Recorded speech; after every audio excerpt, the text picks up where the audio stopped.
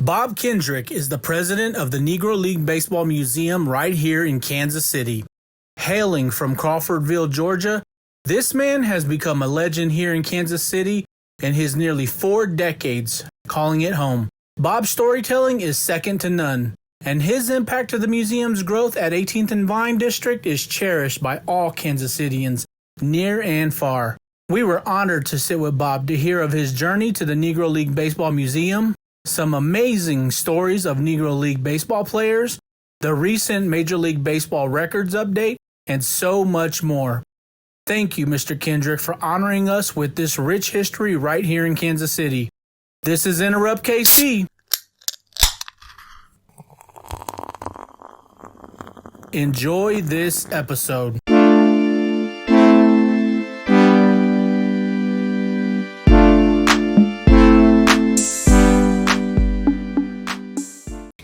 Welcome back to Enterrupt KC, the podcast dedicated to people, places, and things right here in Kansas City.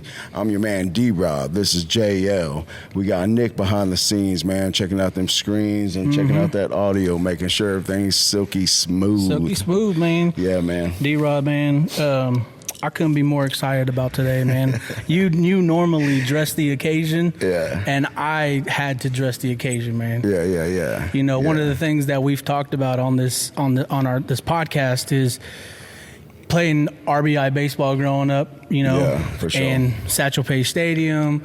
I mean, we've talked about the Negro League Baseball Museum, the 19th and Paseos in the trailer. Oh, yeah, you know, man. so this has always been a goal. Yeah. Early on, right? Yeah, no doubt. I'm kind of rocking with the flavor of what we got going on here. This hat represents where we're at as well. Yes, sir. Man. Yes, sir. You know? But you know what? Before we go too far, man, one of the things I want to say, happy birthday, Kansas City. Yeah. June 1st, I wrote it down, 1850, the town of Kansas,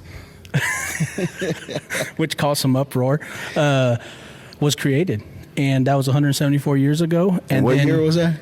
June 1st, 1850. 1850. And then caused so much of an uproar that on March 28th, 1853, about 3 years later, they incorporated the city, Kansas City. Okay. So, man, this is little like fun fact, this is almost timely that we're here, man. There's a lot of history, right? There's a lot of history, so, man. We're surrounded by it. We are surrounded, man. I cannot wait to get into this. So let's go ahead and interrupt our guest. Let's do it, man. Let's do it. It's been a long time waiting, man. By interrupt, man, we mean introduce our guest. Yes. None other than the man himself, Mr. Bob Kendrick.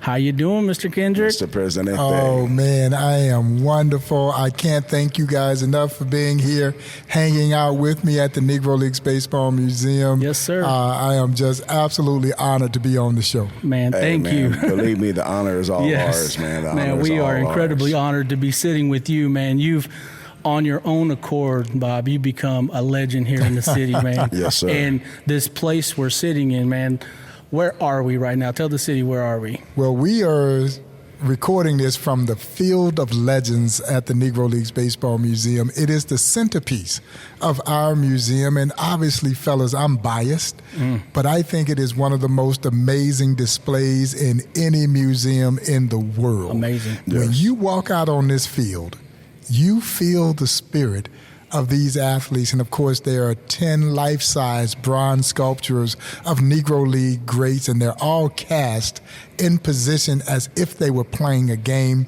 They represent 10 of the first group of Negro Leaguers to be inducted into the National Baseball Hall of Fame. So that's how our all-star team was chosen. On the outside looking in is the late, great Buck O'Neil, who in his role is managing this great all-star team that we assemble. And so during the normal course of the business day here, our guests walk in through the turnstiles and they look in onto the field, as you can see, through a chicken wire backstop. Well, that chicken wire is actually symbolic of American segregation. Because during that era of segregation, if black fans were allowed in to watch a major league game, That's how we were separated. That's how they separated. So Chicken black wire. fans would sit down either the left or right field lines, and then we would be separated from white fans who sat in the rest of the ballpark Wow. with a chicken wire barrier.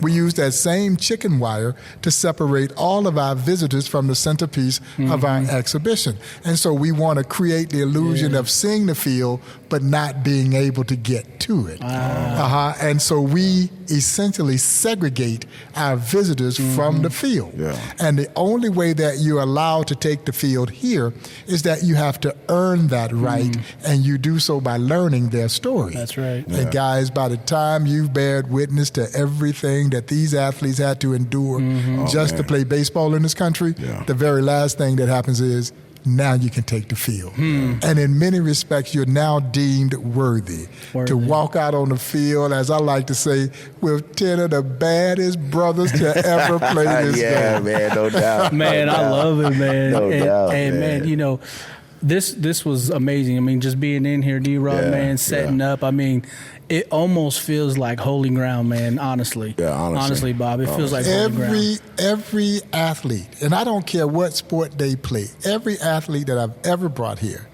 when they walk in here, the first thing they say is, I feel something. Because you do feel their spirit. You do. Right. Yeah, last summer, I had former NFL great Marshawn Lynch, Beast Mode. Yeah. And he brought Patrick Mahomes Sr. here. They were doing a pregame show for Thursday Night Football that they call In Your City. Right. And here's a football player now. The minute he walked through those turnstiles, he looked at me and he says, Bob, I feel something. Because you do feel their spirit. Right. And I think for both African American and Hispanic athletes, they identify that they don't play whatever professional team sport that might be played today, they don't play it had it not been for the Negro Leagues. Absolutely. And I don't care if it's football, basketball, whatever it is. If you play a team sport in this country and you are black or brown, all roads lead back to the Negro Leagues. But guys, that's the beautiful thing about the Negro Leagues. They didn't care what color you were. All they cared was, can you play? Yeah, but you do feel that spirit here. Oh, man. There was a lot of Latin players that also played back then. Absolutely, 20s, you know? Absolutely, and that's a part of the story that is under, I think, discussed. There was a brotherhood bonded by baseball, or as we say, baseball, that between the Negro Leagues and Spanish-speaking countries from around the globe. My dear friend Monty Irvin, God bless his soul, legendary Negro League player, is in the National Baseball Hall of Fame, says he never felt more freer in his entire life than he did the first time he goes to play in Mexico. Wow. And then he would become a big star in Puerto Rico. And other Negro League players would go to those Spanish-speaking countries. And here's the thing. When we went to those countries, we are welcomed with open arms. We're celebrated. We're going to stay in the finest hotels that those countries had to offer. You're going to eat in the finest restaurants that those countries had to offer. And then you come back home and you're treated like a second-class citizen. Yeah, man. There's a lot of infamous and really sad stories about, I mean, military vets being treated the same way. And you just go on and on, right? You know, but, you know, Bob, man, we want to get into so many things. I mean, this is such a timely topic. You're talking about the Negro League Baseball Museum, but also something just happened last week. But before we get too far down that road, Bob, I feel like, man, the city, Kansas City, and those watching that just not even from here. They're like, who's Bob Kendrick? Where is Bob? Where's Bob from? As crazy as that might sound, I'm sure there might be some people that I'm don't even sure know. there are too. You know? So, I mean, tell us, Bob, man, where are you from originally? Man, very humble roots. I grew up in a small town in Georgia called Crawdforville, Georgia. It is east of Atlanta, west of Augusta, all of 500 people. Wow. Yeah, so very humble beginnings, but I tell my kids even to this day, I wouldn't have changed it for anything in the world because it helped shape who I would become. Sure. And when you grow up in an environment like that, everybody takes care of you. Everybody has jurisdiction over you. Right. So you were never going to get in any trouble. Yeah. You know, man. You already knew what was going to happen. Absolutely. if I walked past Miss Jones' house and I didn't speak, my mother already knew it by the time I got home. Miss Jones will come and get you and be like, boy, what you doing? You didn't see Miss Jones on the porch. Why didn't you open your mouth and speak to her? You know, and so, but that's what those kinds of environments do, and they make you appreciate things that sometimes others might take for granted. Right. And so, growing up in that environment, I was blessed to have two loving parents. While they weren't highly educated, they could only get 10th grade educations in the Deep South at that time. They made sure that their children understood the value of education, and eventually, as I grew up and I played, believe it or not, basketball. I was a basketball player back in the day, and I ended up getting what position? I played both guards, point guard and shooting guard. Okay. And I ended up getting a basketball scholarship to then Park College, now Park University. And so I left Crawdforville, Georgia, headed to Parkville, Missouri. Wow. Sight unseen. Yeah. Because they gave me a little money. You know, it wasn't a lot of money, but they gave me a little money, and guys, I followed the money. I followed the money. You got to. And it led me here to this area. You know, sometimes we think we are in control of our footsteps, and we're not. Right. No, there's a higher power that guides our footsteps. Something guides you for sure. Absolutely. And so who knew? And I had no idea what this venture was going to lead me to. Right. And I oftentimes think about what would have happened had I gone on to Howard University as I had initially intended to do. Right. Yeah. Howard University, I had gotten accepted to Howard University in Washington, D.C. Man, I was going to Howard University from the time I was maybe 9, 10 years old. I had a brother that lived in D.C.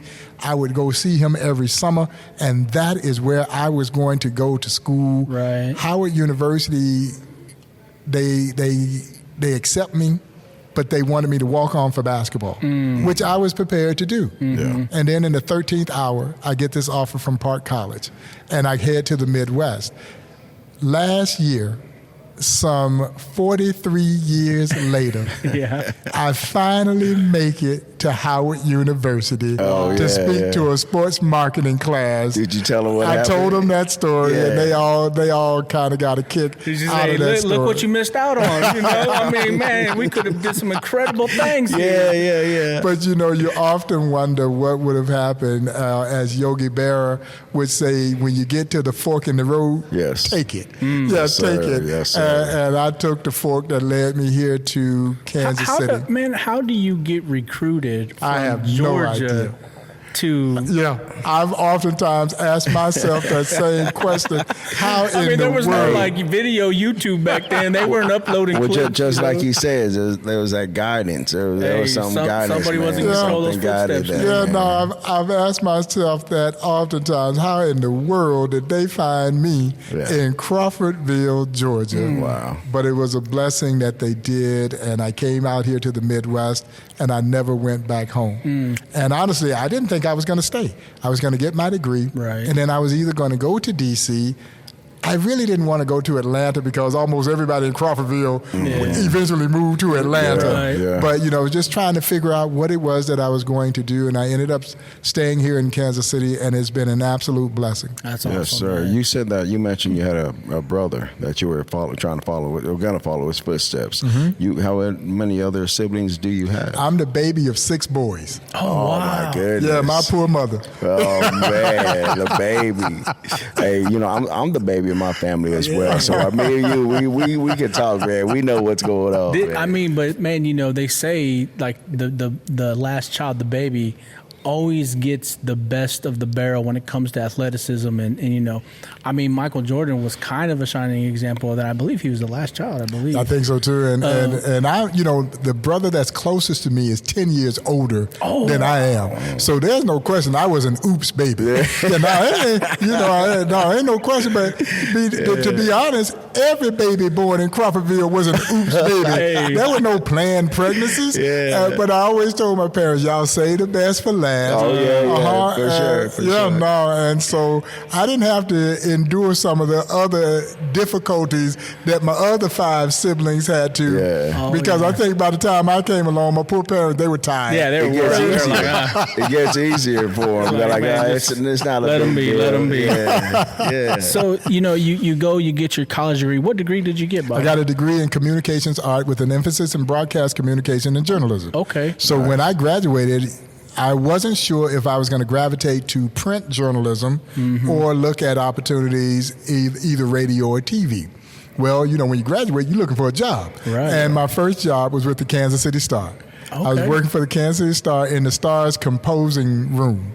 And here's the funny part about it, because, you know, over the years, I've developed this reputation for being dressing, wearing my suits and my hats and that kind of thing. People would not have recognized me back then when I was wearing a denim apron.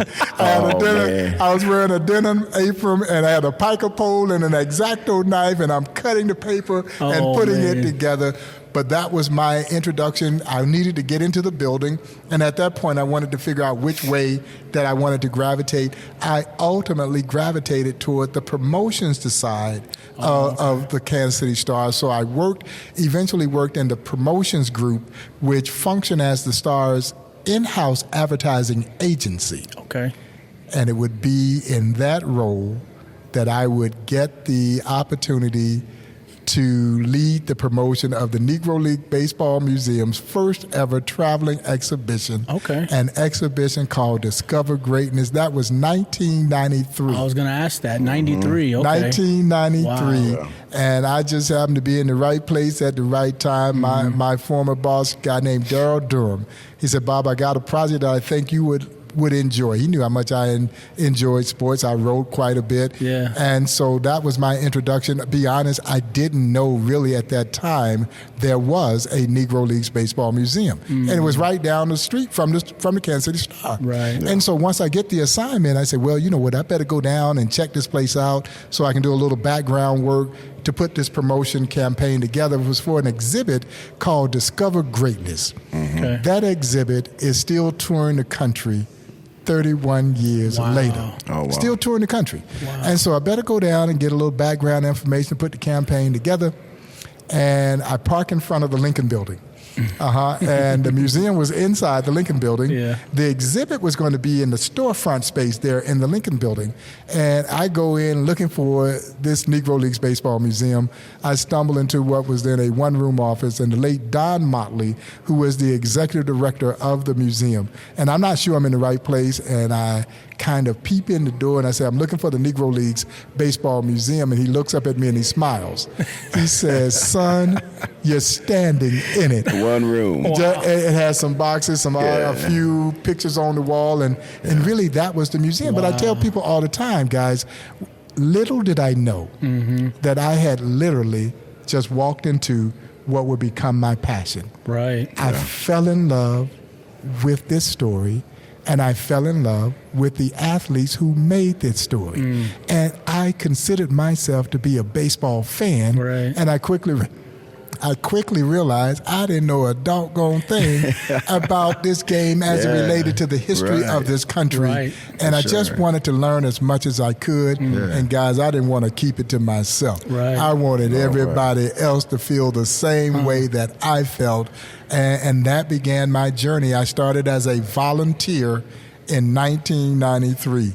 Who knew that you go from being a volunteer to now trying to lead what I believe is one of the most important cultural institutions in the world, that being the Negro Leagues Baseball Museum. Yeah, I wanted to add as well, because, you know, I'm sure, as you know, we do a little bit of research on you, right? We pull something up. We stalk you a little bit. Yeah, we stalk you a little bit. So I want to add on top of that campaign that you created, right? That JL, this man here, he attracted more than 10,000 people. The campaign was successful. In 30 the campaign days, was successful. My God, that was incredible. And I think it was at that time that the officials here at the museum realized, wait a minute, we got something pretty special. Oh, yeah. And that's when they asked me if I would consider joining their board of directors. Yeah. And so I served as a volunteer board member for 5 years, overseeing marketing and PR for the museum as a volunteer, leading the membership efforts for the museum, helping develop the reunion of Negro League players. I did some incredible things that I had my hands involved in. And then finally in 1998, I took a leap of faith and left my corporate job to become the museum's first director of marketing here at the Negro League Baseball Museum, and really hadn't looked back since. So, I mean, did they clearly the museum expanded enough for your role to be in that? Well, and that's what was happening. The museum was growing, and as it was starting to grow, it was looking at adding professional staffing, and marketing became one of the first primary staff positions that it was looking for. And we were on the verge. By that time, we had already opened this home. Okay. So we went from that one-room office that was established in 1990 to this current home. And so we went essentially from a one-room office to now 10,000 square feet of exhibit space that chronicles this story. And of course, we just last May made an announcement that we are planning to build a brand new 30-plus thousand square foot Negro League Baseball Museum around the corner from where we are now, anchored right there against the old former Paseo YMCA. That's the birthplace of the Negro Leagues. That's where the leagues were established on February 13, 1920, and we will build a new museum attached to the historic landmark. That's great. And in many ways go full circle, right back to the very building where it all started. You know what that is, D-Ron? Hey, tell me, man. Tell that me. is a salute That's to a Bob. salute to Bob. Salute to you. Salute to you, Bob. Hey, Bob, just for the, we're probably going to be doing a few of these. Because I mean, we're with a man who's accomplished, but I mean, just the museum itself. I mean, I remember the first time I came in here, and it took me back, Bob, to my childhood growing up. Like I said, playing over in Satchel Paige Stadium, seeing Buck in the stadiums, watching 12, 13-year-olds play the game of baseball, and higher. And it's just like, wow, man, like I remember how I felt and seeing his passion in the game. And then, of course, at the Royal Stadiums and things like that. But I think, for you're talking about the collision of two big worlds at the time. Little did you know how big your world was going to be. And then here's the museum.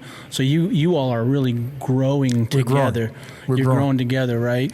It's been an incredible honor to essentially take the baton from Buck O'Neil and try to carry on what he had dedicated the last 16 years of his life to building this museum. Right. Yeah. And I'm self-motivated. I really am. I've always been self-motivated. But, man, I'd be lying to you if I told you that I wasn't driven by not wanting to let Buck down. No, I want to keep his dream alive. For sure. And we've been very fortunate. We've had some tremendous success that has given us the necessary footing that we can now start to dream out loud, as I like to say, about the future of Buck's Museum and this new standalone facility that we're going to build that is going to be the gateway into historic 18th and Vine and create what I call the nation's first Negro Leagues campus and an international headquarters for both black baseball and social history. Wow. That's incredible, man. Yeah, I just also I want to touch on that since we're talking about Buck. I've seen that they announced about the trading cards for him that are about to start in June 29th, or when is that? I just saw that, I don't know, a couple of days ago. You can see some of the cars on display that Topps created. Well, I'm talking about that they're going to present it into. That's June 20th. Yes. That's June 20th at Rickwood Field down in Birmingham. Yes, sir. These big, large cars that's been touring the country. Yeah. And the first one was Satchel Paige, and it debuted here in Kansas City. Right. And then several others that are going to be touring until they get to June 20th and that epic game at Rickwood Field. Yeah, Satchel Paige, that's what. Yeah. So between the St. Louis Cardinals and the San Francisco Giants, and both teams will be wearing the uniforms of the old Negro League teams. St. Louis will wear the St. Louis Stars, San Francisco, the San Francisco Sea Lions, and this is going to be a milestone moment for Negro League's history to go back to Rickwood Field. Rickwood Field, for those who are listening and may not know, is the oldest active professional ballpark in the country. Okay. So it is older than Fenway. It is older than Wrigley Field. Wow. Oh, wow. And fellas, it just happens to be the place where a 17-year-old kid by the name of Willie Mays began his illustrious professional baseball career patrolling center field for the Birmingham Black Barons. And Mr. Mays, who is 93 years young, his health has not been great.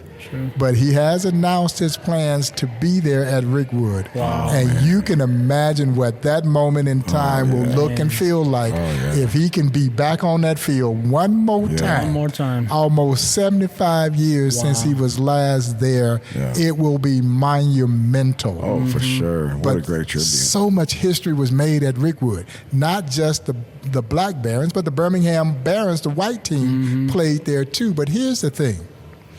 In a Bull Connor segregated Birmingham, I mean extremely segregated, the Black Barons were the toast of the town. They were outdrawing the Barons in their own ballpark. And they were generating more press than their white major league, their white professional team was generating. And amidst all of that segregated history comes this beacon of light. Which is Rickwood Field and the great Birmingham Black Barons, and of course all the other legendary Negro League stars who went in and played there at Rickwood Field. So it is going to be tremendous, and the baseball world will be watching. This is a nationally broadcasted game on Thursday, June 20th over the Fox Airways, and so this is going to be huge. For sure. Was that common during that era that the teams were being better than? I mean, and I also read that there was certain exhibition games that they would play against major league teams. They played. And was that a common thing? It was very common. They played countless exhibition games against major league ball players, and the record books bear out that the Negro League teams or the Black All-Star teams won the majority of those games. So really, there was no doubt about their ability to play in the major leagues. It was just the social conditions of our time. But I think even more prominent, fear. Fear kept them out. Because the superstar major leaguer wasn't concerned about integration. It was the average major leaguer that was concerned about integration, because if you allow this influx of black and Hispanic talent in, I might lose my job. I might lose my job. We have a poster that says, keeping them out of the major leagues wasn't racism, it was job security. Bob, you know what, man? That might be a story that's still being told. In many ways, it is. In many places, absolutely. I mean, I can imagine. And so the other side of it was those white professional teams were making money from the Negro Leagues. I just mentioned that the Black Barons were outdrawing their white counterparts, the Barons, in their ballpark. Well, the owners of the Barons were getting a percentage of the gate and likely all of the concessions. So no, they didn't want to lose that source of revenue either. And that had a lot to do with it. I tell people all the time, anytime they say it ain't about the money, It's always about the money, man. About the money. Whenever they say that, man. So, you got named executive director, Bob, here in 2011, right? 2011. So 13 years president, now. rather. Sorry. Yeah, 13 years. 13 years, man. So congratulations on that. First of all, talk about the museums, like in certain, like we came in here, a bunch of people here. Yeah. And so what is the attendance? What have you seen over the years, in terms of popularity with the museum? Man, it was really soaring. And then like everybody else, we were hampered by COVID. And even though the museum was able to operate successfully during those tenuous times of a worldwide pandemic, our visitation numbers dropped dramatically. Right. But we're seeing it return now. And just giving it the eyeball test, I think we are back to where we were prior to COVID, which gives us tremendous hope that we've turned the corner on that situation. The publicity and interest in Negro Leagues is at an all-time high. And I think that is now driving people home. So all the work and the diligence that we've demonstrated through the years, trying to find creative ways to promote this museum, it is paying off. People are now coming. They're coming in to follow their favorite Major League Baseball team, but they're just coming because they want to experience the Negro League Baseball Museum. And I just think all these efforts that we've embarked on, none of them bigger than the video game. Oh, yeah. The video game, The show. MLB The Show. Yeah, that's right. Who knew that it would be a video game that would be one of the biggest things this museum has ever done? And the other thing is, it has made me a household name in the gaming community. Sir. All these kids are seeing the museum in the video game, and they want to come and experience the Negro League Baseball Museum. Awesome. And the funny thing is, they're looking for the guy who's telling the stories in the video game. Me. Yeah. Did they like come like ask you like, hey, we want to do this? I mean, how long ago did you know about that? It was one of those things that honestly I had always hoped that it would happen, but I wasn't sure if it would ever happen. And I guess about 3 years ago, the folks over at Sony approached me about the possibility. They wanted to temper my expectations about the possibility of including the Negro Leagues in the video game MLB The Show. And initially, the game that came out last year wasn't supposed to come out until this year. Oh, okay. But the more stories I told, the more excited and interested they became. And in the summer of 2022, there's a full-fledged production crew on site here at the museum. They sat me down and had said, tell stories. And I started telling stories about these players. There were 8 players included in the first iteration of the game. The game that was released in March of this year will ultimately have 10 players from the Negro Leagues included. And like I said, it's been one of the biggest things we've ever done, because we're talking now millions of young people and young adults who are not only learning about the Negro Leagues, but they're falling in love with the Negro Leagues. Yeah, for sure. And as a museum, particularly a history museum, and even more so a cultural institution, it is very important that we establish relevancy. There you go. You see, it cannot be history for history's sake. Right. Yeah. Our children are too savvy for that. And there's a misnomer that our young people don't care about history. They do care, but it is important on how history is presented to them. For sure. And so I can't wait for them to come to me. I've got to go to them where they are in the modes and mediums in which they are accustomed to getting their information. And man, this video game has been epic. It really has. And I just the other day, my good friend Joe Posnanski, the great writer, his book, Why We Love Baseball, is being released in Europe. And he says he was doing a podcast with a guy in Great Britain. And the guy said, my 6-year-old son, I got to tell you who his favorite ball player is. And, you know, Joe's thinking he's going to be one of these big name former major league stars and that kind of thing. And he said, Hank Thompson. Wow. And the reason Hank Thompson was his favorite ball player was that he had seen Hank Thompson in the video game. Yeah. And that was his introduction to Hank Thompson. Wow. There are a lot of people who have never heard the name Hank Thompson because he's not one of the household names from the Negro Leagues, although Hank Thompson had a tremendous career. Yeah. He's the first and only player to integrate 2 major league teams. Okay. So he integrated the St. Louis Browns and the New York Giants and was a tremendous ball player. Yeah. Played here for the Kansas City Monarchs. But that gives you an indication of the impact that this game is having worldwide. Oh, yeah. Man. Yeah, no, so it's one of the biggest things that we've ever done. Leave it up to the kids, man. Leave it up to the kids. There you have it. You got to get them through that game. Get what they doing, you know. Yeah, and so in the game, I'm telling stories. Yeah, so great. I'm telling these stories, and I tell this story all the time. Last summer, I'm taking a group of potential investors. We're working on an effort to try and bring expansion Major League Baseball to Nashville. And I like to speak these things into existence. When we're successful, the team would be called the Nashville Stars after the old Negro Leagues team.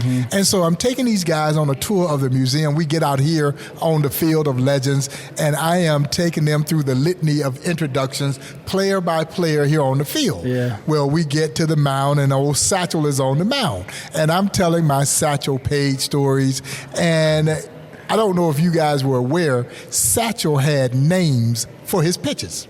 Okay. So he didn't have fastball, curveball, changeup, slider. Now Satchel had what he called his midnight creeper.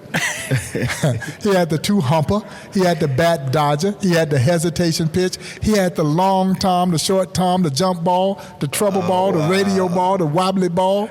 And he also had a pitch that he famously called his B-ball.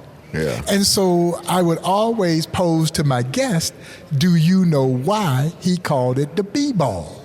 And when I raised the question, there was a young white kid standing right down the third base line here on the field. He's with his father. He couldn't have been more than 9, 10 years old. Yeah. And guys, he looks at me. He raises his hand. He sticks out his chest. He said, Mr. Kendrick, I know why Satchel called it the B-ball. I say, you do? Well, tell the folks why Satchel called it the B-ball. He says Satchel called it the B-ball because Satchel says it bees where I want it to be when I want it to be there. And I looked at him. I said, man, you must have been playing the show. And his daddy says, yes, he's been playing the show and has been paying attention to the stories you're sharing in the game. That's awesome. It touches you right here because that's exactly, fellas, what we hope would happen. Yeah. We wanted our children to be introduced to this story, to be engaged, and they have this opportunity to not only learn, but like I say, they've fallen in love with the heroes from the Negro Leagues. Absolutely. Yeah, I wanted to ask you back to guests and people coming in here. It's we're well aware that there are celebrities. You talked about football players coming in here. Of course, Pat Mahomes, Marshawn Lynch. Also celebrities. Oh yeah, and presidents. Oh yeah, United States presidents. Two American presidents, and Bill Clinton and George W. Bush, former Vice President Al Gore, the late, great General Colin Powell, who I had the opportunity to personally take on a tour of this museum. Yeah. And again, a plethora of athletes and entertainers. Is there anything that any of them was surprised to learn that they didn't know coming in here? I mean, the history speaks for itself. And it's fascinating. Then it doesn't. But then there's something that have you educated on some of those people that they're a lot. Because as my late mother would say, you don't know what you don't know. Oh, yeah. And so most of them came in. They might have some baseline understanding of the Negro Leagues, but they were all fascinated. Just like all of our visitors, you start to question, why didn't I know this? Yeah. Well, the answer is very simple. American historians did us all a tremendous disservice. They kept this chapter of baseball and Americana away from us. And so it was no fault of your own that you didn't know. It's not in the pages of American history books. And so it makes the museum that much more important. And I got to admit, my favorite tour of all time was walking the late, great Henry Aaron through the Negro League Baseball Museum.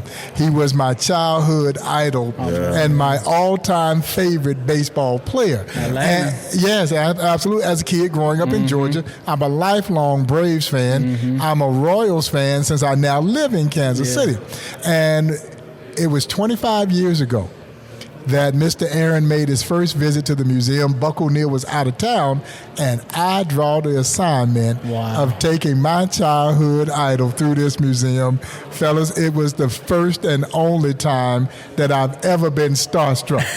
I was a nervous wreck, man. I'm at home, I'm laying out my fit, everything got to be right. You probably had about 3 different suits trying to go through, right?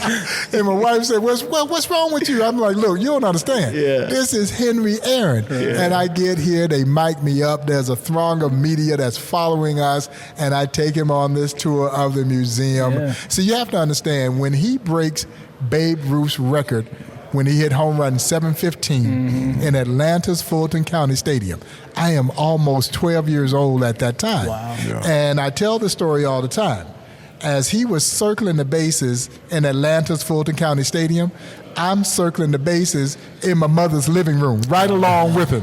So she had an old couch that was first base. The old TV was second base. The other old couch was third base. And her recliner was home plate. And as my childhood idol was touching them all, I'm touching them all too. And there we were face to face. And we walked through, there's a photograph of him standing at the train station in Mobile, Alabama. He couldn't have weighed more than 150, 160 pounds. Skinny, frail, and there's a small duffel bag right by his foot.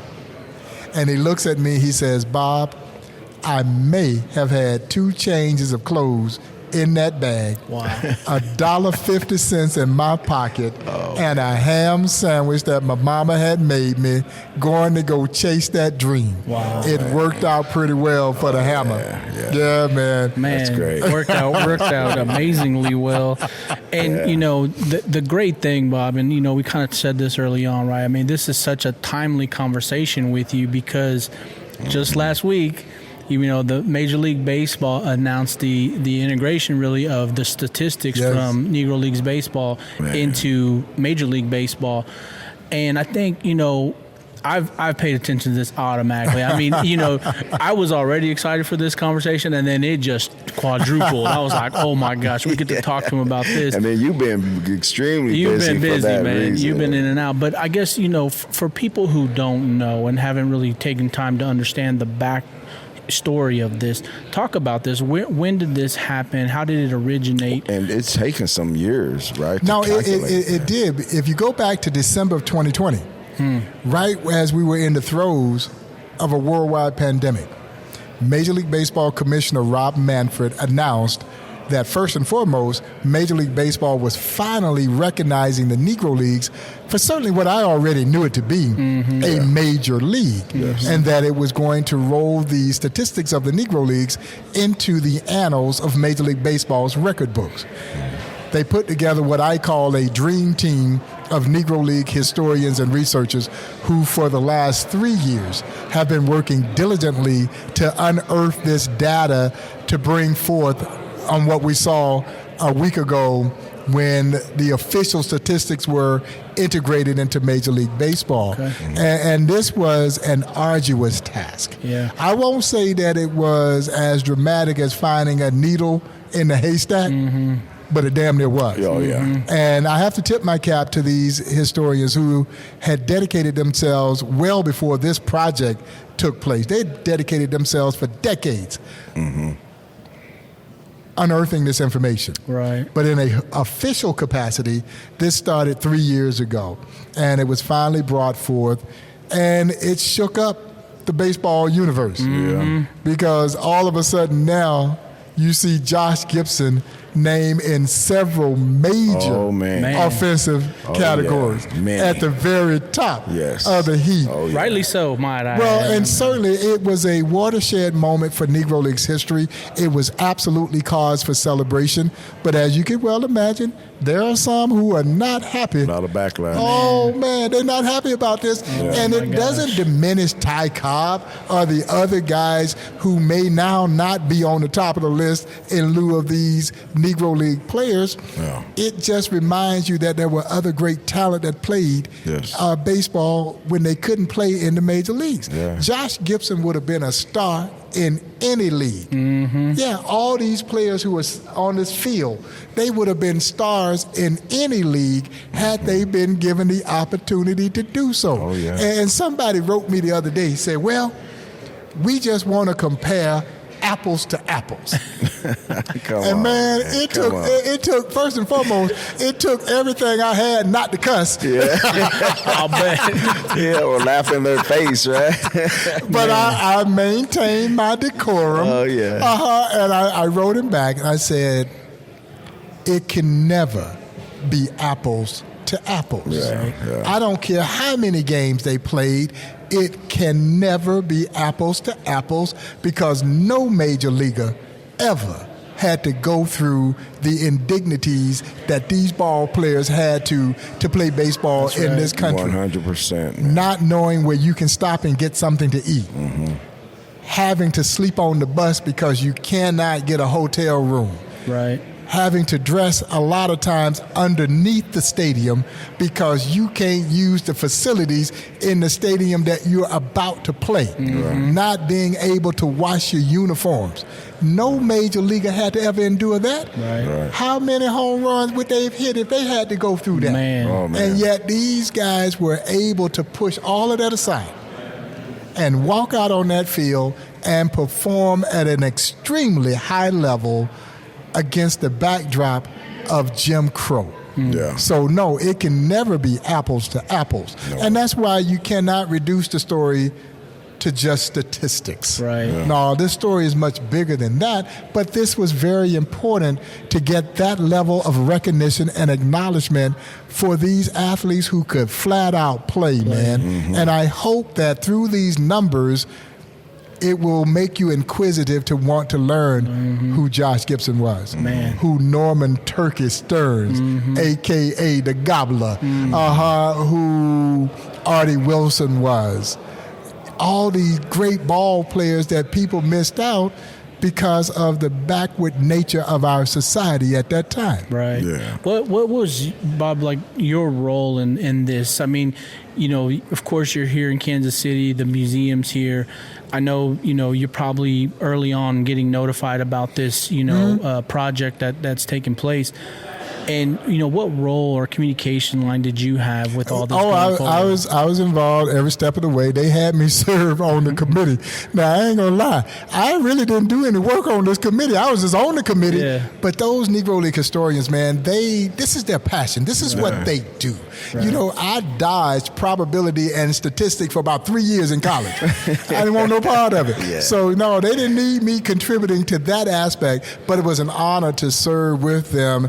And like I said, they did yeoman's work to pull this empirical data together to quantify statistically the relevance of the Negro League. And that took a lot. That took a lot from what I've read as well, because they had to compare names. There's duplicate names, there's date of birth, there's nicknames, there's a wide range of things that was challenging for them. And you're having to dig up these old box scores and newspaper clippings, and it took a lot of work. And then you got to create a spreadsheet that allows you to now calculate all this information. So that's why it took 3+ years to get this done.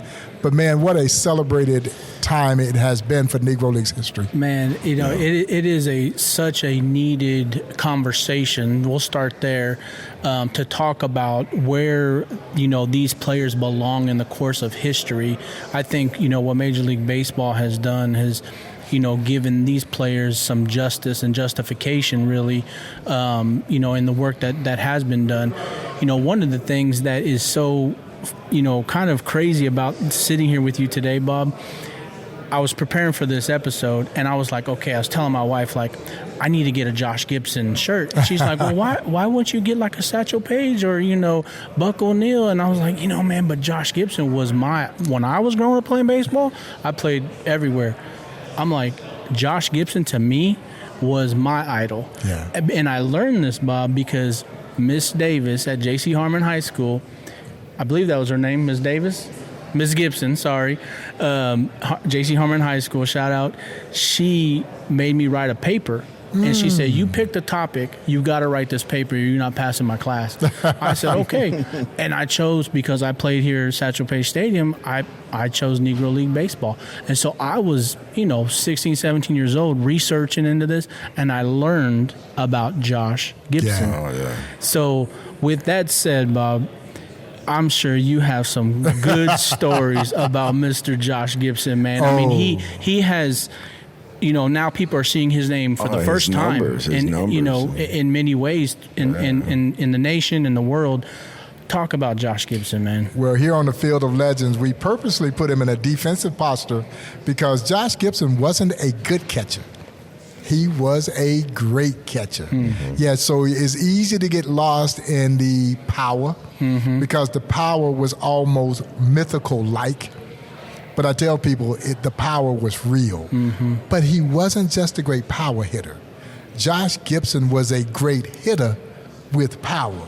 Lifetime batting average, as now we know, 372. And in head-to-head competition against major leaguers in countless exhibition games, hit over 420. Wow. And what makes it even more remarkable is that he's doing it as a catcher. Yeah. Catchers don't do that. That's right. Yeah. No, you get one or the other, power or average, but rarely do you get the combination of the two because the position's just so physically demanding. It beats your body up. And as I said, he wasn't a good catcher. He was a great catcher. He was throwing guys out from the crouch back in that era. Yeah. Buck O'Neil said he had complete control of his pitching staff, so he called a great game and was a good running catcher. He gonna steal you 20, 25 bases or more to go with that big bat of his. And fellas, when I say big bat, I mean big bat. Man. 40 ounce, 41 inches. Oh, wow. And here's the thing. When you look at the photographs of Josh,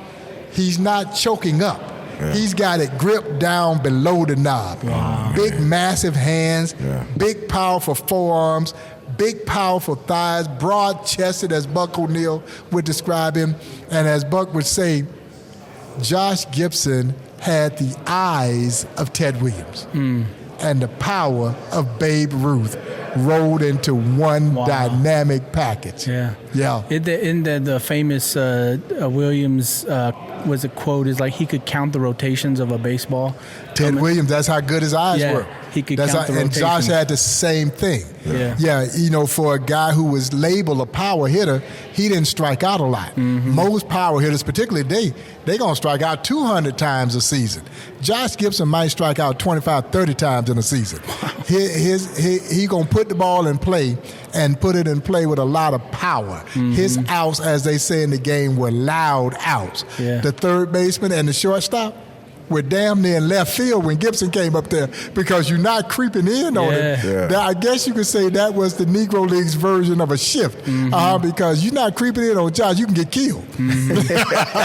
For real. You ain't going to run them over either. No. I tell people if you wanted an indication of who he resembles physically, think Bo Jackson as a catcher. Oh, yeah. And you got Josh Gibson. Man. I don't want to think about that. That's a big catcher, That's man. a big catcher, man. That's a big catcher. So, I mean, Bob, like you said earlier, man, there's so much, I shouldn't over-exaggerate, there's negativity around this. There's naysayers. There's people who are saying this is ridiculous what Major League Baseball has done, what these researchers have done.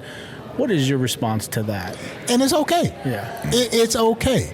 Because no matter what evidence we bring forward, there's always going to be that cross-section that just simply will not accept the notion that these black and brown players were as good as their white counterparts.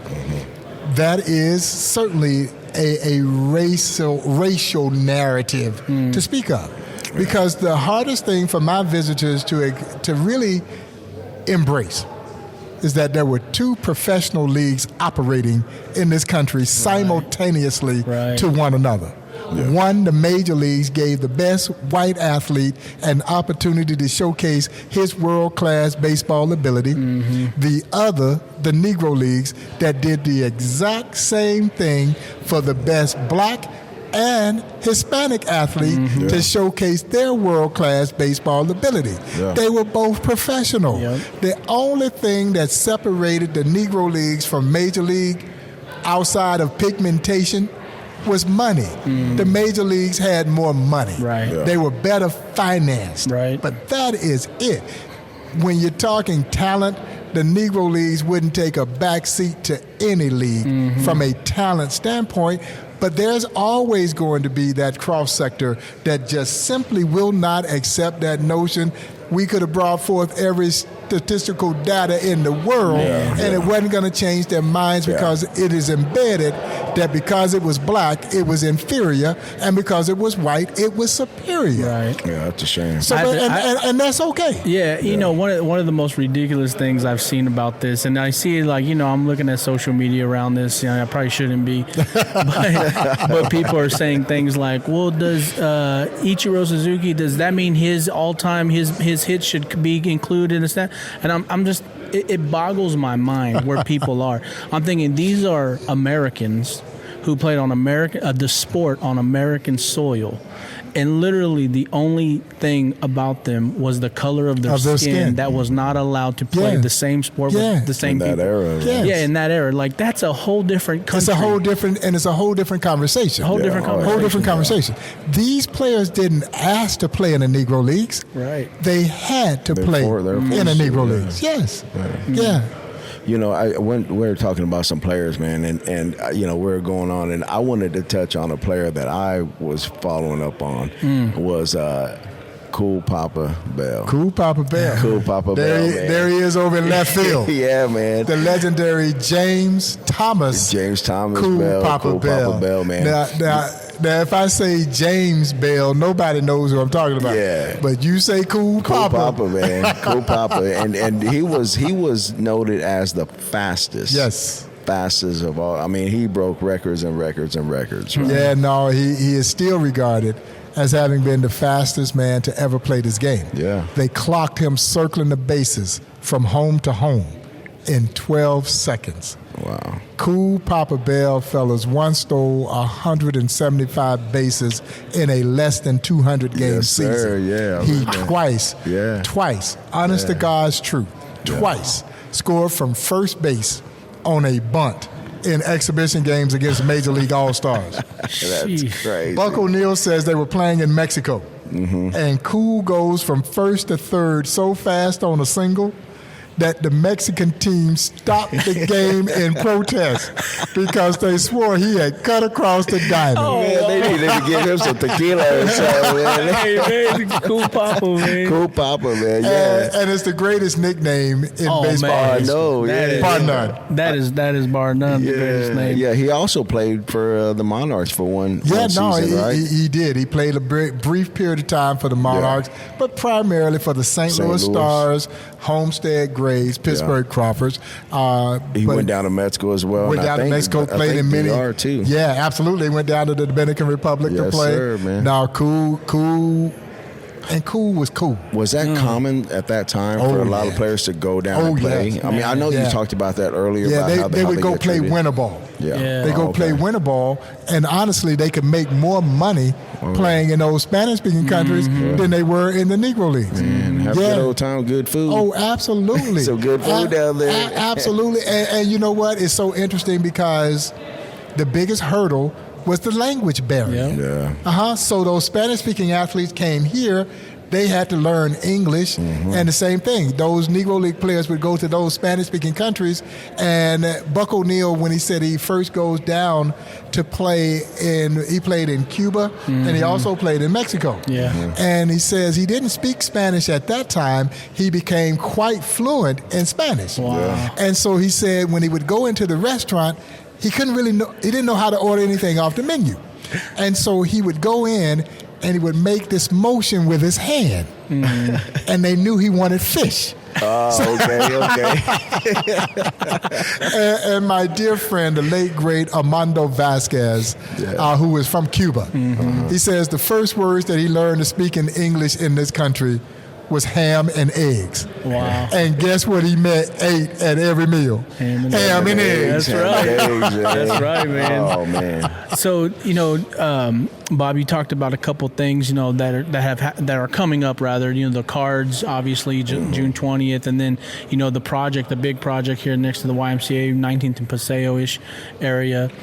What are ways that the community can continue to support Negro League Baseball Museum here in Kansas City? Well, first and foremost, I want to encourage everybody who's listening to this show, if you haven't been to the museum, come through these turnstiles. There's no greater way to support the museum than for locals to get an understanding of why this place is so special and why people come from around the world to expressly step foot inside the Negro League Baseball Museum.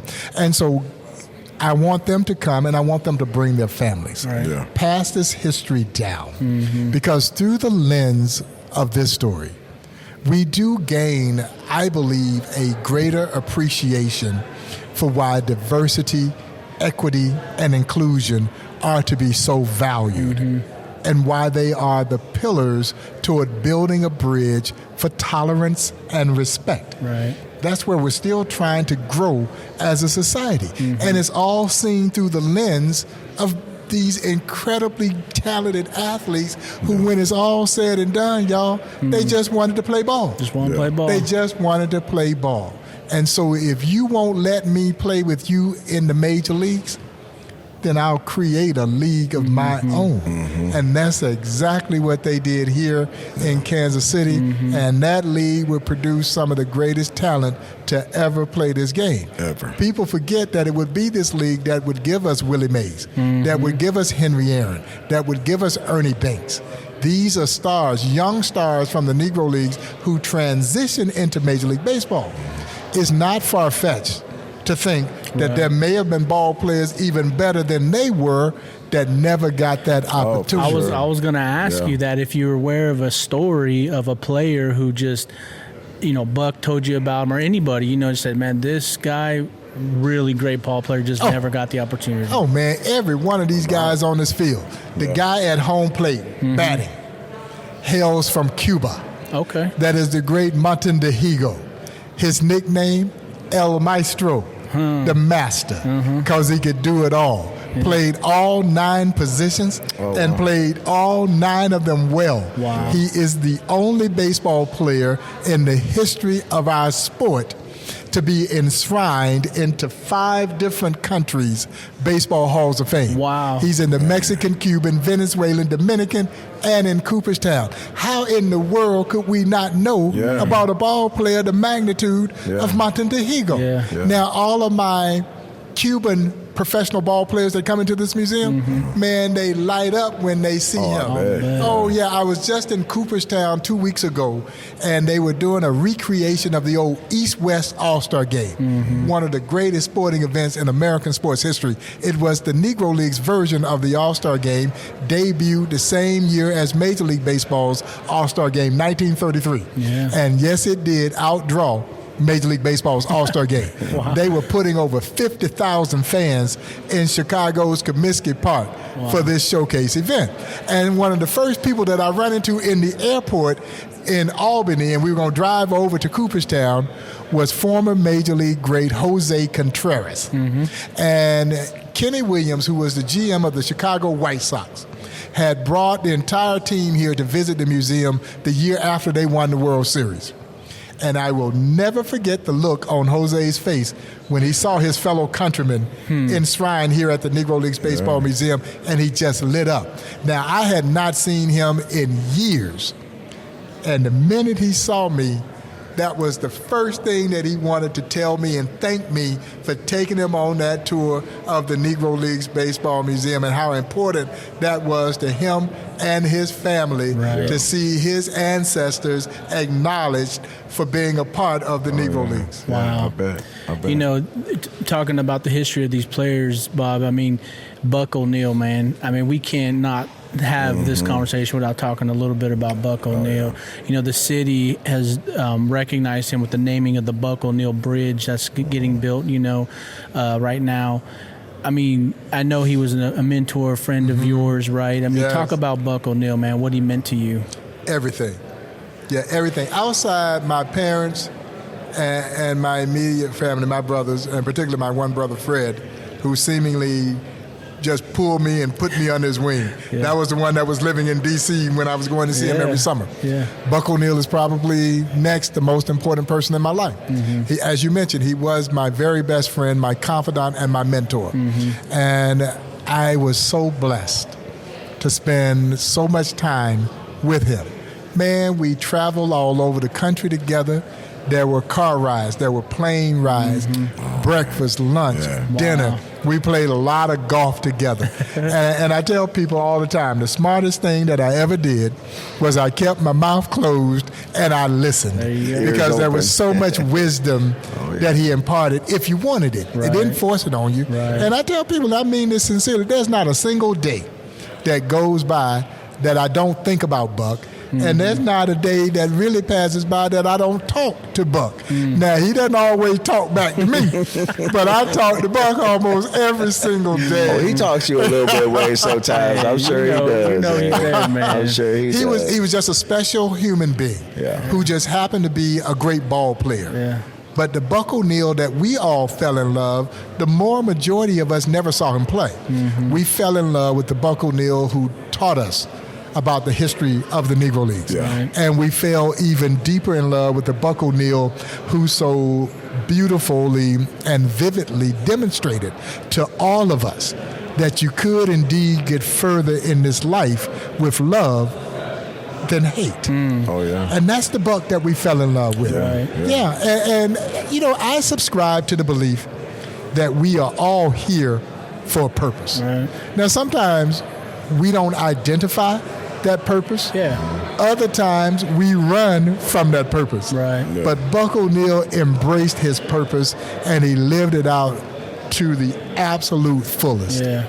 Shout out Buck, man. That's a salute, man. Salute. Salute to Buck. Salute. Cheers to Buck. Cheers to Buck. So, you know, the museum's going, man. It's busy. People could probably hear the crowd here going on. There's a lot of pictures getting taken of it. Is there some things coming up that we haven't talked about for the museum, Bob, or that you're directly involved in? Well, you know, we're celebrating the 100th anniversary of the very first Negro Leagues World Series, 1924. Wow. The Kansas City Monarchs against the Hilldale Club out of Darby, Pennsylvania. Wow. And, of course, the good guys would win that inaugural World Series, becoming Kansas City's first major professional sports team champion of any kind in 1924. And in a city that hangs its hat on its championship pedigree, it all began with the Kansas City Monarchs. And I can say this, and I say this with no hesitation, no professional sports franchise in our great city has won at the level that the Kansas City Monarchs did. One losing season in their almost 40-year existence in the Negro Leagues. Yeah, man, tremendous baseball franchise. And so we are tipping our cap. 100 years ago, they won that first World Series, led by the great Wilbur Bullet Rogan, who was one of the big superstars of the Negro Leagues, and another great Cuban player by the name of Jose Mendez. Jose Mendez. El Diamante Negro, the Black Diamond. That's he was a player that ended up becoming a manager as well. And which led them to multiple championships in the 20s. Jose was incredible. And it speaks to the owner, J.L. Wilkinson, and his embracing of people. See, J.L. Wilkinson was white. He was the only white owner of the original 8 Negro League franchises. And Wilkie was a 2000 man in the 1900s. Wow. Yeah, now I'm not going to say that he didn't see color, Sure. but he respected color. Right. And he was comfortable in his own skin, which allowed him to be around others who didn't look like him. Yeah. Oh, yeah. I'm sure he caught hell in his own community Man. Oh, I bet because he he was did. always around these black and Spanish-speaking athletes. Well, I mean, they were basically I don't want to say the name of the team because I don't like that team on the East Coast, but we know who we're talking They about. were indeed. That team in the Negro Leagues, right? They just kept winning and winning. Those damn Yankees. Royals.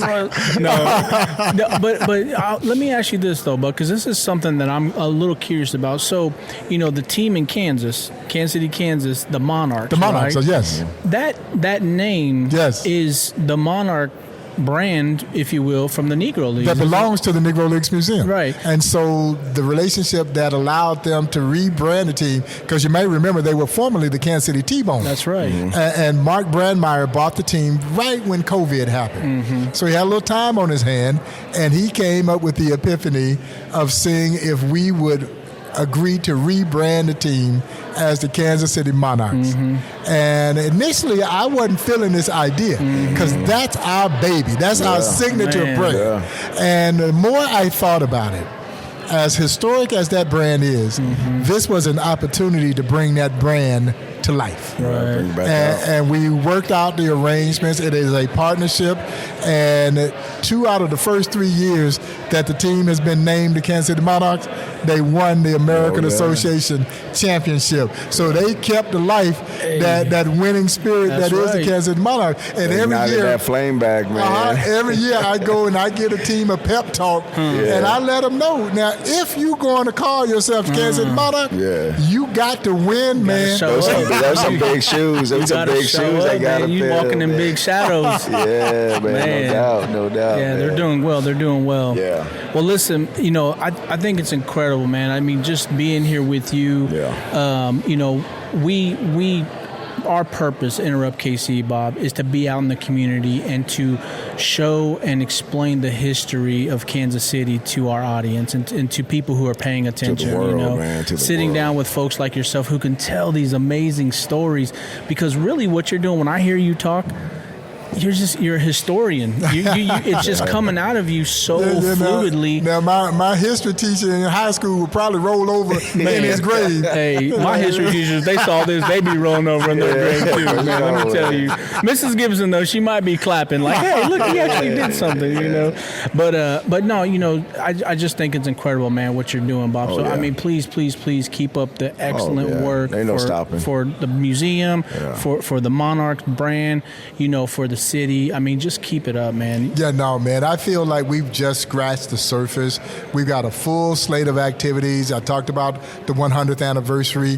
The Hot Dog Festival is coming August the 3rd. And, it was a crazy idea I had some 11 years ago now, to celebrate baseball and hot dogs, and then we add that component of live entertainment, a lot of old school R&B, funk. Yeah, where's that going to be at? Is that going to be right here in the district, right in the median area between 18th and Purcell and Truman Road. And that is coming, and we will draw 10,000 people who will come here and eat hot dogs, listen to this live entertainment. It has become a anticipated festival, and it was just something that I wanted to do in this community to create an affordable, quality festival. And we've done that, and the community comes out, and people are coming from around the region now for this festival, man. And so we're looking forward to that. A lot of different activities that'll culminate with what I call the Monarchs Ball. The year-end celebration of that 100th anniversary of the Monarchs winning the World Series. And when again are you having that festival? The Hot Dog Festival is Saturday, August 3rd. August 3rd. Okay. All you people out here listening and watching, August 3rd, come on down for these Hot Dog Festivals. You say you got live entertainment. We do, because when does the show air? It'll air next Wednesday. Okay, well, I can tell you who we got.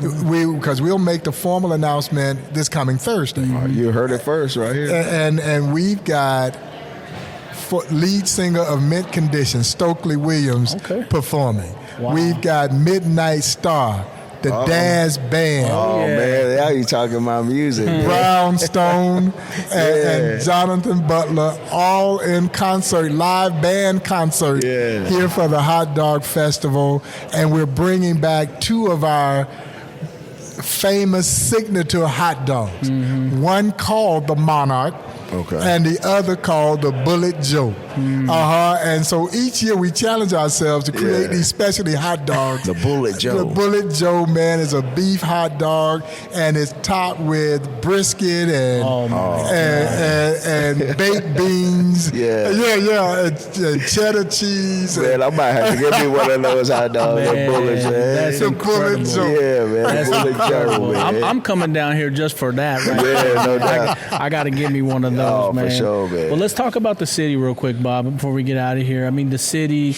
you've been here for you know, a couple decades now, you know, and so you're a Kansas Cityan, man. I mean, whether you want to admit it or not, you're a Kansas Cityan, man. And, you know, D-Rod and I, we're born and raised Kansas Cityans.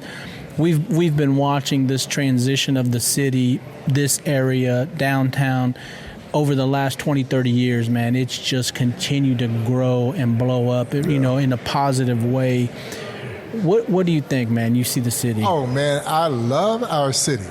Our city is the envy of a lot of cities, particularly that city on the east side of the state. Kansas City's got it going on, man. And you start to think about all the energy that is this city.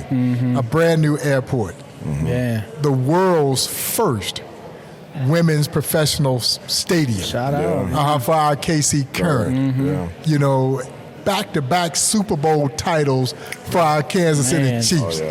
And don't be surprised if we're 3P. We are. Don't be surprised if we're 3P. You know, there's so much energy. The World Cup coming in 26. Well, Copa America. Absolutely. And so you've got these treasured attractions that are here in our great city. There's so much energy. There's so much to love about Kansas City. I remember when my friend Buck O'Neill, when he came to Kansas City in 1938, and he stepped foot here at historic 18th and Vine when 18th and Vine was 18th and Vine. It was jumping. And he says, I knew that I was coming to the heart of America. I never knew I was coming to the center of the universe. Man, that was Kansas City, and that was 18th and Vine. And right now, Kansas City is indeed the center of the universe. Man, it is. I mean, you know, if you listen to the song, the lyrics, Kansas City by Domino Fat, I mean, just listen to the lyrics. Oh, yeah. He is describing Kansas City, 18th and Vine in that era. I mean, it's an amazing song when you listen to it. I mean, you know, down here in 18th and Vine, you know, this district. I mean, you got the brewery that's opened up here. So excited for those young guys, man. They've created something so special. In that brewery, 18th Street.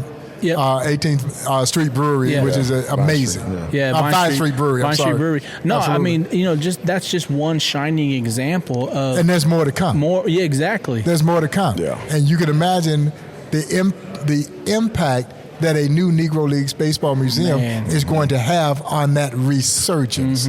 So, no, there's great hope for what we're doing here at 18th and Vine, which, in my own estimation, is the most authentic historical experience in Kansas City. And the two things that Kansas City hangs its hat on, barbecue and jazz, both originate from where we are right now, historic 18th and Vine. Yes, sir. Yeah, for sure. I wanted to ask you something, too, that I read upon, just to, you know, hear your thoughts on it, which I'm sure it's great. They gave us game. Yes. All right. The lid collection. A lid collection, man. Yes. That's an incredible accomplishment, right? There's over 700 lid stores. Absolutely. Right? 700 stores, man. And now they're in you know, combined with the NLBM or NLB with man, it's very exciting to have lids as a part of our group of licensees who are making Negro League's product, and they're making some killer gear. Oh man, it's fantastic. But what it does is an extension of this museum. It gives us an opportunity through the gear to teach people about the history of the Give Negro it all Leagues. out there, man. Yeah, and so it has been a truly valued partnership. Yeah. And one great example of the importance of our licensing program that is creating royalty income to help support the work of the Negro League Baseball Museum. Yeah, and we've got some more exciting news coming up later this year. Yeah. Anything you want to share on here right now? I can't share it yet, Okay. but I can tell you it is going to be hot. Man, it's going to be hot. Is there any other museums throughout There is a Negro Southern League Museum in Birmingham. Okay. But it's a more regionalized museum that looks at the history of Birmingham's black baseball. Okay. And so my overarching goal is to one day build these satellite museums in a number of cities that had great black baseball history because we had to tell the national story. We couldn't tell everyone's individual story. We couldn't tell the history of the Kansas City Monarchs, which is one reason why we're opening up a brand new exhibit on the history of the Kansas City Monarchs in our changing gallery. That exhibit will open officially June 7th. Okay. And will run through the end of October. It's a temporary exhibit, but folks will get an opportunity to come down and learn that rich history of the Kansas City Monarchs and some of the great stars that call the Monarchs home, man. And so, these opportunities are welcome, and so to be able to tell Pittsburgh's black baseball history, Washington, D.C.'s black baseball history, Philadelphia, all these areas, that is something that we look forward to eventually opening up opportunities with all roads leading back to Kansas City. Kansas City. Man, it's amazing, man. I mean, it's such an awesome, history the city has as it relates to, that history with the Negro Leagues and all these other teams, that you're talking about, Bob. So I got to ask you about this, though, because I just saw this on your social media. You were in San Francisco? I was, okay. yes. And you talked about playing basketball earlier, and I saw a photo of you with Steph Curry, man. I'm like, okay, so, man, what was that like, man? It was very cool, man. And he's such an amazing young man. And that was my first time getting to meet him. And you might remember I posted, I said, here's a picture. This picture has one of the greatest shooters in basketball history, and the other is Steph Curry. That was great. That's great, man. I mean, he's a Hall of Famer. He's a walking Hall of Famer, man. He changed the NBA forever. First ballot Hall of Famer, and the first thing he said after we met is that I have to come to Kansas City to experience the Negro League Baseball Museum. I can't. That's awesome, man. That's awesome. Thank you for all the work you're doing out there in the nation and the world, man. Just putting Kansas City on the map and this place in its rightly deserving place, in conversation for everybody out here, man. Really appreciate that. Last thing we got, Bob, we're Enterrupt KC, people, places, and things, Kansas City. So we have a little fun activity for you to do some back and forth on, okay? So you could pick one, you could pick both, but you have to give us a story as to why, okay? All right. So we're gonna do people real quick. Okay. All right. Let's do Charlie Bird Parker. Okay, Yardbird. Or Walt Disney. I'll go Yardbird. Charlie Yardbird Parker. And one of my favorite stories that my friend Buck O'Neill would tell. The Monarchs had played a game here in KC on a Saturday afternoon, and Buck said they're all going to go home, get dressed. They're going to come here back to 18th and Vine and meet at a nightclub called the Subway. Okay. Well, it was called the Subway because the club was actually beneath street level. Oh, wow. And so Buck says they all sitting around the tables sipping on a little tea. Oh, yeah. Sipping on a little tea. When in walks a kid, he's got a horn over his shoulder. He wants to blow. Well, everybody said, let him blow. Well, Buck says this kid gets up on stage and he starts making some noises out of this horn that they had never heard before, but you had to pay attention. That kid was 17-year-old Charlie Yardbird Parker, who had gone to high school right up the hill from where we are at Lincoln High School. Man. And that was the kind of star power that was associated with the Negro Leagues. All the great jazz stars were frequently at Negro League games. Right. And all the jazz musicians wanted to be baseball players. Right. All the baseball players wanted to be jazz musicians. That's kind of like present day. They want to be rappers. Exactly. Or they want to be ball players. It hadn't changed. Man. All right, I got one for you too. All right, this is Kansas City history, man. Okay, same thing, people. Ollie Gates, Arthur Bryant. Woo!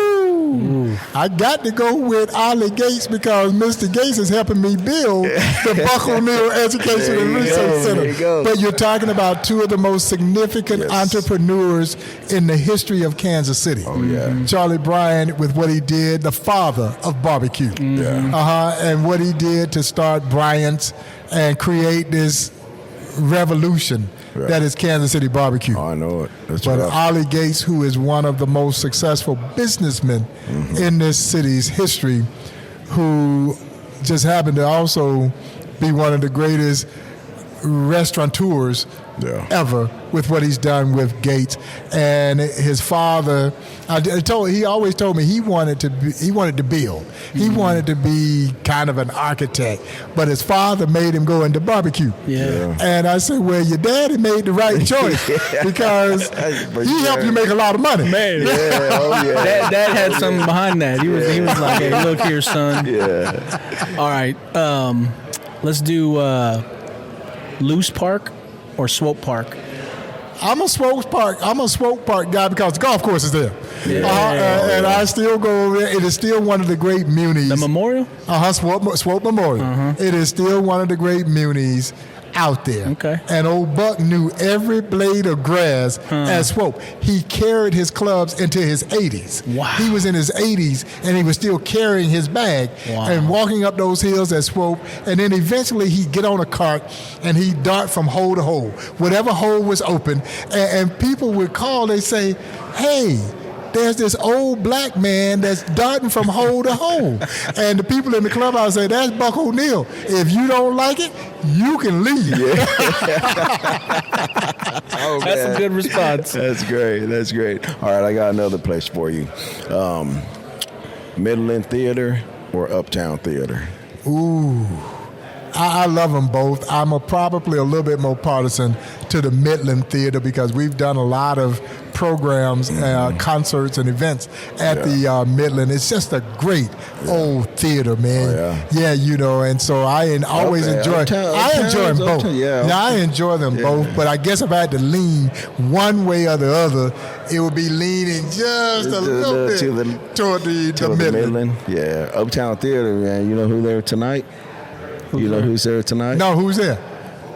P-Funk, George Clinton. Oh, that's right. That's right. I saw that. I saw that. Right after this. Let the funk. That's where I'm going. Man, that's where I'm going right after this. And I'm going to T-Mobile on Thursday for Earth, Wind, and Fire and Lionel Richie. Nice. But man, I've been gone so much that I would have gone to see George. Oh, yeah. George is my guy. It might be one of his last ones, man. I think it may be. You know what I mean? He's getting up there. It's the farewell tour. Oh, yeah. All right. Let's do Royals playoff run or Chiefs playoff run. Royals playoff run. Yeah. This city, there's nothing like winning baseball. And I love our Chiefs. It has been so much fun the last 2 years celebrating back-to-back Super Bowl victories. The parades were exceptional despite the incident that occurred this year, tragic incident that occurred this year, the sickening incident that occurred this year during the celebration. Yeah, rest in peace, Lisa. But there is nothing even remotely close to winning baseball in this city. Yeah. Because you saw the photograph of what happened in 2015. I don't know where all them folks came from. I have no idea where they came from, man. And it just gives you an indication of what baseball is all about. And when the Royals are winning, and I am thrilled that they are winning again this year, this city is buzzing. It is buzzing. And I just think that's the nature of baseball, how long the season is. And so when you have winning baseball, it's always special. Man, I was just, we talked about it on this show a couple times, like, we wear our Royals gear or what have you, and it's like, man, the city is just different when the Royals are winning and they're competitive. It is no question. It is just a different city. It is. And those two runs in 2014, when we get to the World Series and lost to those doggone San Francisco Giants, but then come back the very next year and win it. And you rarely ever see in any sport a team lose the championship and then come back the very next year and win it. It was absolutely magical. Magical. Go ahead, D-Rod. Okay, my turn? All right. How about, this, I always get people with this one. All right. KC winter or KC summer? Oh, KC summer. Man, I can't hardly take these winters. I can't hardly take these winters anymore. Oh, no, that's no competition. Man. Give me summer. Turn the heat on. That's right. Man, I'm right there with you, Bob, man. I'm like, I cannot do winters like I used to, man. It just ain't happening. I think the older I get, the thinner my blood is getting. It gets more in your bones a little bit more, man. Oh, it's just all the way through the bones. Yeah. All right, I got to ask you this one. Lamar Hunt or Ewing Kauffman? I'm a baseball guy, and I love both of them. And sadly, I never got to meet either of them. Really? But they are obviously two of the most significant individuals in Kansas City history. Ewing Kauffman is my guy because I'm a baseball guy, and the Kauffman Foundation is pretty generous in their support of the Negro League Baseball Museum. But what Mr. K did to bring baseball back to Kansas City after the Kansas City A's went out to Oakland, it was tremendously significant. And then what he did as a philanthropist is even more significant and is still being felt to this day.